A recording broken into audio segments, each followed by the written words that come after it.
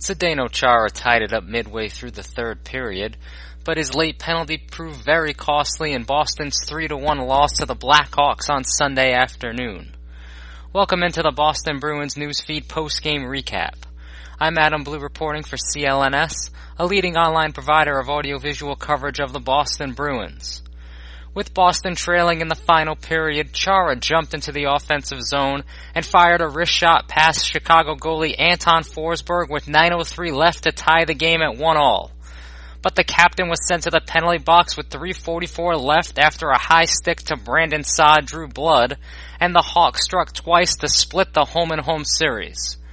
Patrick Kane notched the game-winning goal just 18 seconds after Chara's 4-minute double minor, going high on the glove side of Anton Khudobin for his 25th goal of the season. As the penalty expired, Chara tried to jump over the boards for a line change, but left fellow defenseman Brent Seabrook open deep in the Boston end, and the Hawks took a 2-goal lead with 1:05 remaining in regulation.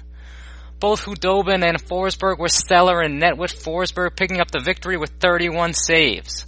Khudobin suffered just his 5th regulation loss of the season and ended the early afternoon contest with 36 saves, as the Blackhawks outshot the short-handed Bruins 39-32.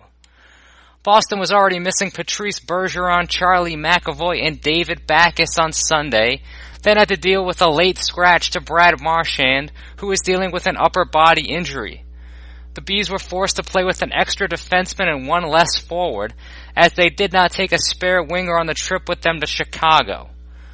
The Bees also lost Torrey Krug for a few shifts in the third period, as he was struck with a stick in a very sensitive area and needed to be helped off the ice by the training staff.